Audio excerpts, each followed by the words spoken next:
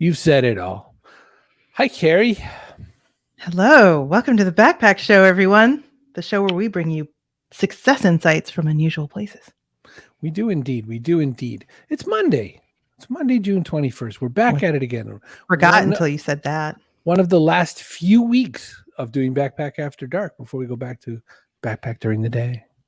That is right. Starting July 12th, we'll be back at 10 a.m. Eastern. So we will once again be a morning show. I wonder if we could get Stubble Judge himself to make us a new intro. And if so, I wonder who we want to add to the intro. I wonder if people here who have had particular favorite guests or not would say, hey, put this person in our little intro clip. That'd be kind of fun. You know what I was thinking? I was thinking it'd be cool to have a bunch of really visually interesting ones, like Sylvain Helene with all the tattoos, and Una the mermaid, like with her whole, she came, remember she had her whole, like she was all mer-personed out and stuff. Mistress Harley. Dad, hey, Dad. Mistress Harley, I forgot about her.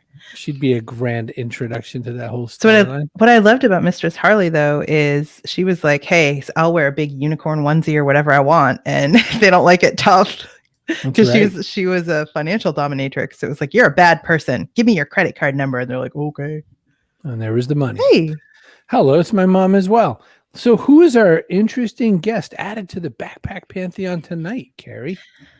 In the Pantheon tonight is Dr. Valerie Rein. She's a psychologist and women's mental health expert who discovered Patriarchy Stress Disorder and created the only science-backed system for helping women achieve success, happiness, and fulfillment by healing the intergenerational trauma of oppression.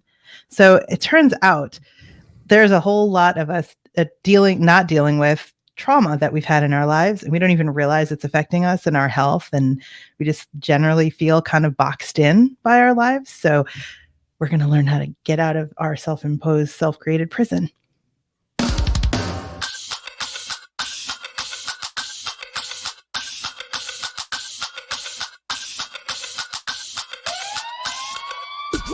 Welcome to the Backpack Show with your hosts Chris Brogan and Kerry Gorgone. Boom shakalaka.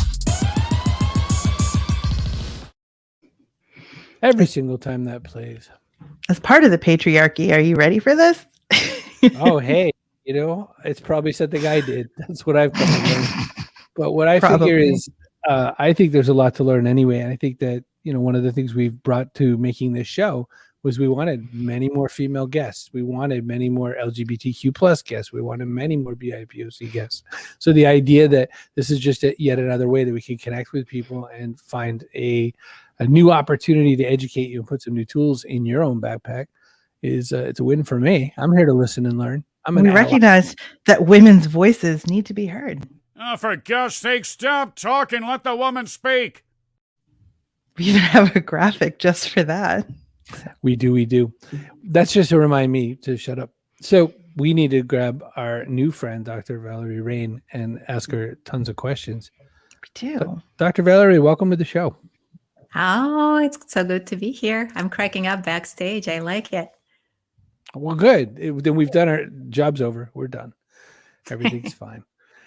You have discovered this disorder, Patriarchy Stress Disorder, if I said it right. How did this come about? How does one discover a disorder? I did not set out to discover a disorder. I actually set out to discover what's wrong with me personally. And I've been on that journey probably since I was very, very little. And I kept getting these messages like, don't be so, people don't like that. Or don't act so smart. No one would want to marry you.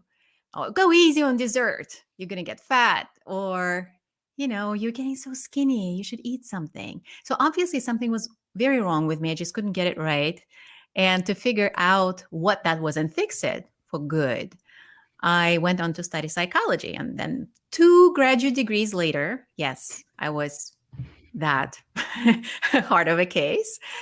I was living the life of my dreams. I had really everything I ever wanted. I love my work. I had a thriving practice in New York. I married a good guy, had a wonderful daughter, bought a nice home in the suburbs. And one day I was on the phone with a client when I noticed I was smiling only with the right side of my face, and the left side of my face just hung in there. as did my left arm. And I ended up in the ER with symptoms that mimicked the symptoms of a stroke. And thankfully, after scanning me up and down for hours, they returned with an official diagnosis that was just stress. Just stress. And that really puzzled me because I actually did not feel stressed. I felt exactly the same way I felt probably since I was a little girl, just doing my thing. And so that led me to a series of very uncomfortable questions. First, how come I was so stressed that half of my body shut down and I wasn't aware of it? What was creating this stress? And also, working with clients, I was seeing them get caught in stress and workaholism.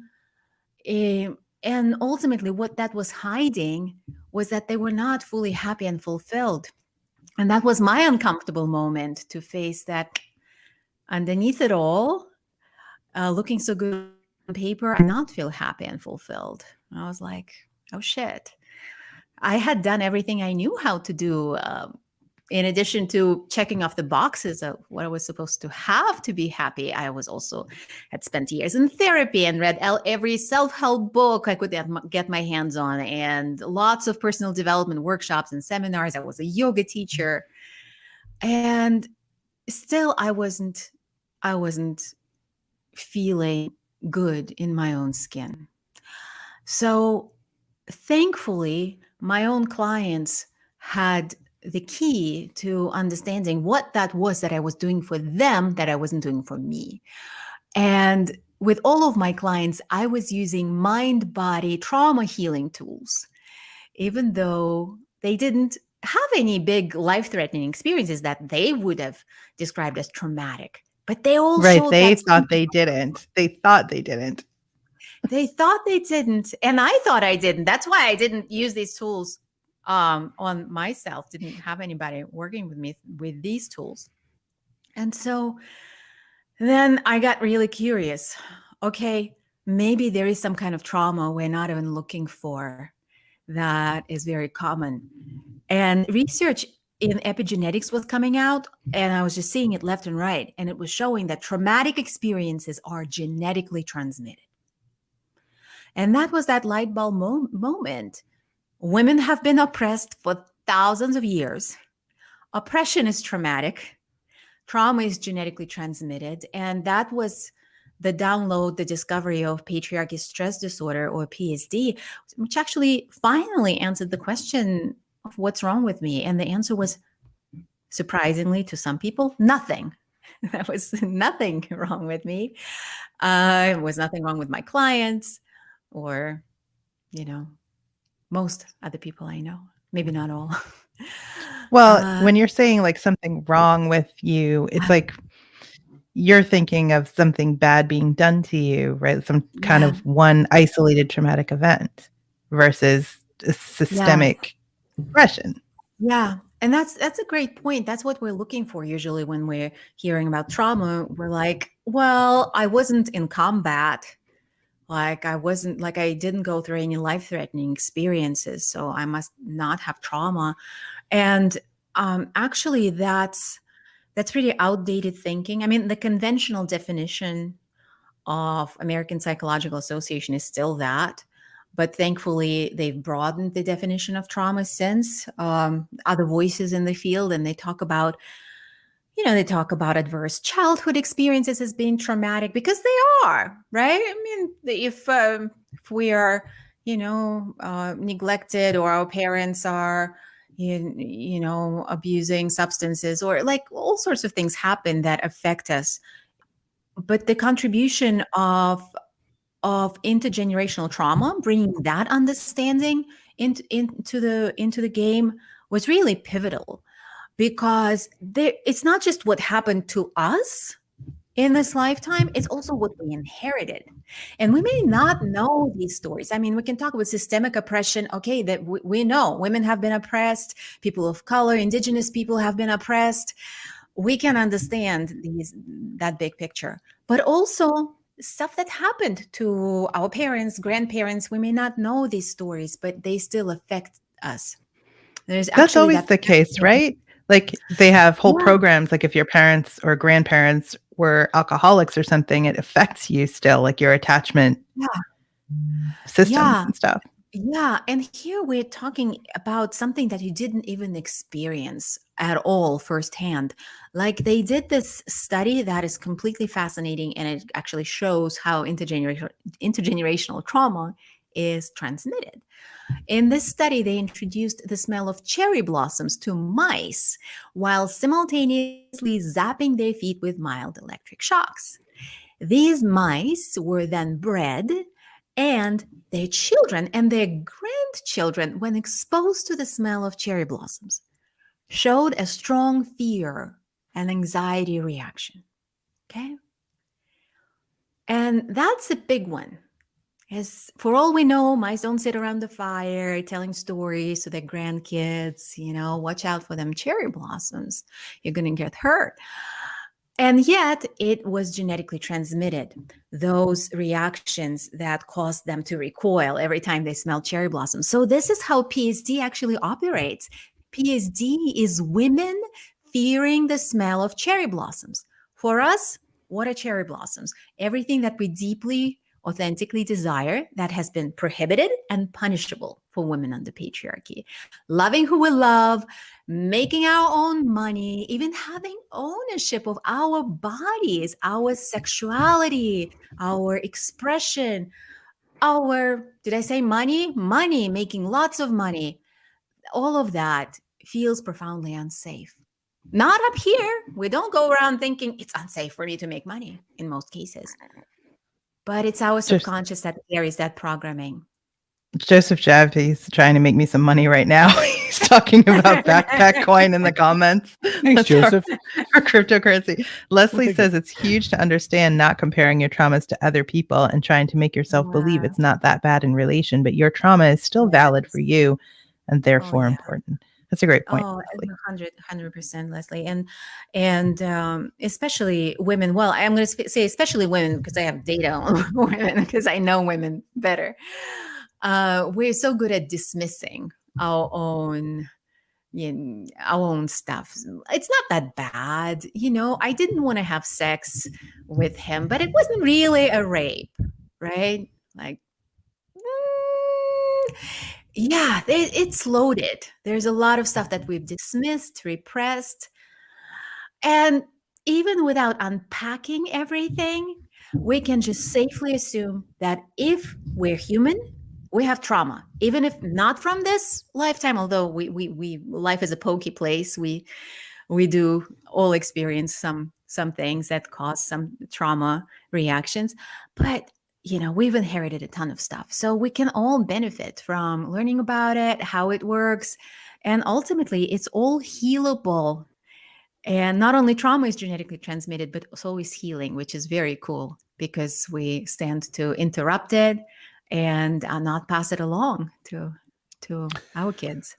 So is the part of this where trauma is genetically transferred, is that an already accepted given piece of information and you've added to this very specific piece of that? Is that how that works? Okay. Yeah, exactly. So everyone basically gets trauma then for free, not just women, because it's true. It's genetics. So my mom had trauma, but I have my mom's genetics in me. Is kind of what you're saying, yes? Absolutely, so yes. Does that diminish it in some way? Because if every single person's being treated for trauma, then how does that? I guess it's sort of like when we have to now say phrases like neuronormative. If everyone's trauma based, doesn't that change the way we look at it? Yeah, and that's the brave new world that we're stepping into, accepting that maybe not everything has to be so black and white. Like up until here, like your suffering counts because it like falls into some diagnostic category. Like, well, up until here, it's PTSD. You meet the criteria for PTSD, and here you don't meet the criteria for PTSD. You still have trauma, but we have nothing for you because it's not severe enough. And the truth is that, just like, and this is my opinion, just like, okay, a lot of us, well, I know I am into personal development, right? Just there's always a lot to learn. There is a lot we can expand into, get better at, or those who are into working out. That wouldn't be me. I wish I was, but we can, right? Kind of improve our flexibility and strength. So is with trauma. Basically, these are things that live in our subconscious that limit our fullest authentic expression. Are we okay? Yeah. For the most part. Can we do better? Yeah. How did they know it was genetic, though, Dr. Valerie? So, like, even mice have observable outward signs of distress. Is it possible that the younger generation witnessed that, or did they isolate them or something? Yeah, they didn't know each other. The mice didn't know each other, didn't hang out at the same mouse bars or whatever, go to the same mouse colleges. Yeah, they did not grow up around each other. Gotcha. I was curious about that. Yeah, so you put together a book for Patriarchy Stress Disorder to start helping people figure it out. And I wanted to hear about your ideas about how did you structure the book? What did you put it together to do for people? And how does someone kind of put themselves through this process? Yeah, great. To start, the very first takeaway, I'm going to just give it away, and then you'll see if you want to read more, is the key takeaway that I want everybody to get out of the book is that it's not you, right? You're not the one, quote unquote, holding yourself back or quote unquote, getting in your own way, that you're not broken. There is nothing to fix, and there is something to heal. And after doing an overview of some studies, how we've come to understand about intergenerational trauma, I go into unpacking the 5-stage system that we use in how we approach the healing journey. I call it the jailbreak system. Now it has that's what I call it in the book. Now it has evolved to the thriving method. And it's the same, these are the same principles of how we start from awareness, understanding what trauma is, how it shows up, kind of waking up in prison and understanding that we didn't put ourselves there, and it's made out of things that are actually supposed to keep us safe, those trauma adaptations that we keep, or they show up in our mind, in our body, in our actions. So a lot of things that we try to address through mindset work or beating our body into submission one way or another, or doing some kind of behavioral change around addictive behaviors or self-sabotaging behaviors, they are actually trauma adaptations. Even anxiety, depression often start out as trauma adaptations and then become their own thing. So we unpack those. And then we talk about how to evolve these trauma adaptations. I call them prison guards in the system to bodyguards, so that we still have things keeping us safe, but they're not keeping us safe in a narrow perimeter of what we get to do and what we don't get to do. But they keep us safe on the journey of our fullest authentic expression. And then we go into tunnel digging our way out of the prison. And that involves uncovering and healing layers of personal, intergenerational, collective traumas. And then finally, we find ourselves out of the prison cell. We are on the outside, and you would think, okay, this is a happy ending, but it's actually just a beginning. And it's kind of disorienting, because all of a sudden we don't have role models and we don't have a path. And this is where we start learning how to expand our capacity to be more, to have more, to experience more joy, and in terms of contribution in the world.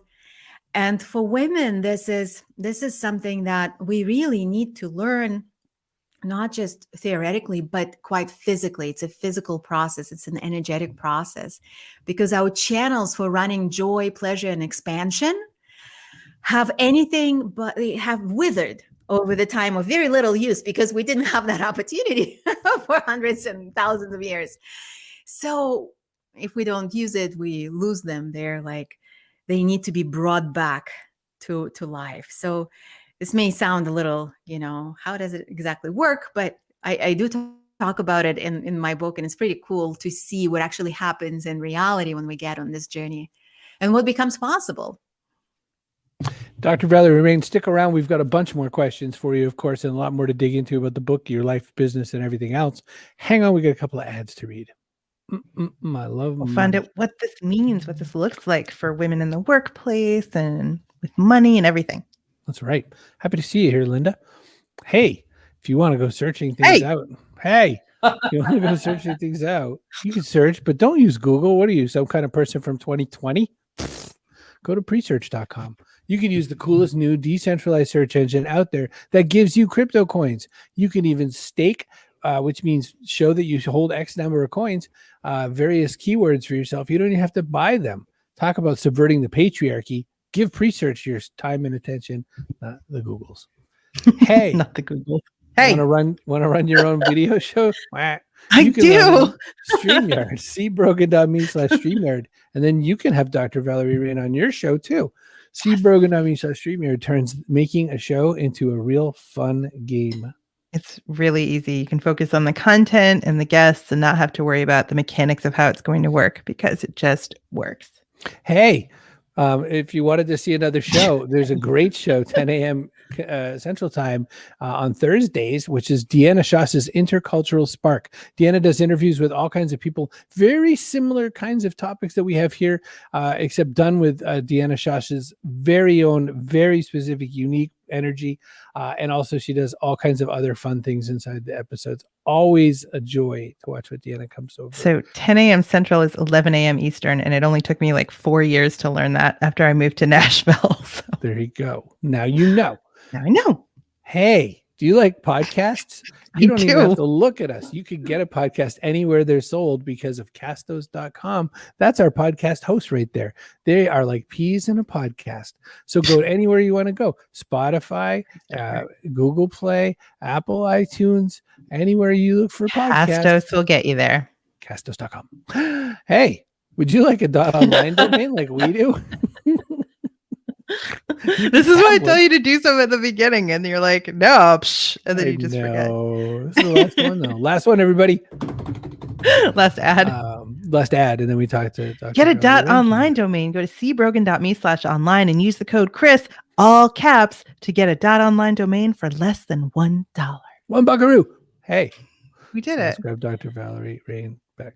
Oh, Elizabeth has a question for Dr. Valerie. Do you find this common in certain cultures or across all cultures? I think patriarchy, stress disorder. Also, do you find this as a subconscious mind, or can you change your thoughts and move beyond your space that one is hiding in? So can you kind of push yourself out of it, I think? Does that? What do you say, Doc? I don't want to block you. I just want to say. Great question, Elizabeth. In cultures affected by patriarchy, it shows up one way or another. There are cultural differences. I'm not an anthropologist. I haven't gone around the globe studying the effects of patriarchy, but it's an educated guess that everybody is affected, but in different ways, right? And subconscious, I'm so happy you asked that.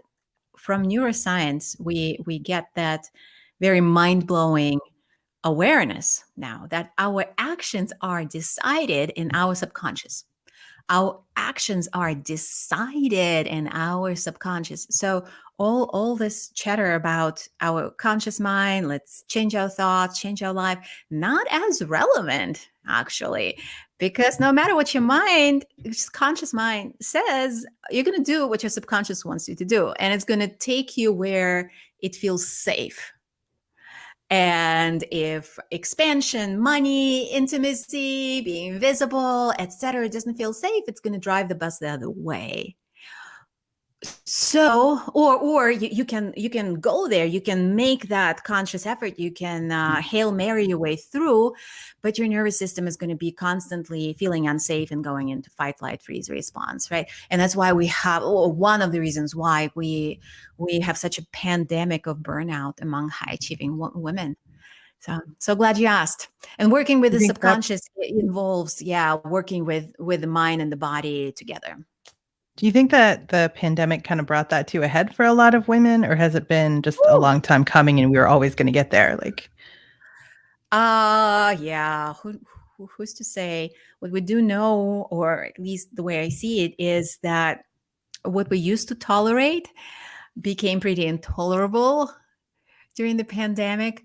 And it also brought up a lot of intergenerational trauma. A lot of survival programming got activated. And you remember all the empty shelves and no toilet paper. So our nervous systems have been running really, really hot. And for women, it also activated the trauma of having no choice. So many women left the workplace because they didn't have a choice. They needed to be home with the kids and take care of their homeschooling or virtual learning and take care of everybody's like emotional and psychological well-being, etc. And and coping has gone up for women, probably for everyone. I have my eyes on women mostly as we work with them. But coping has gone up with alcohol and food and streaming shows and, I don't know, online shopping, all that good stuff, which is... It did layer everything. It layered everything on top of, you could maybe before compartmentalize work and then go home and deal with home. And it was a lot tidier. And now it's like everything's just all thrown in there and together. Just inescapable. You're the same human across the domains and you have the same stuff. The line's definitely blurred, and it's a great opportunity to actually look at what has come up and heal it and shift it.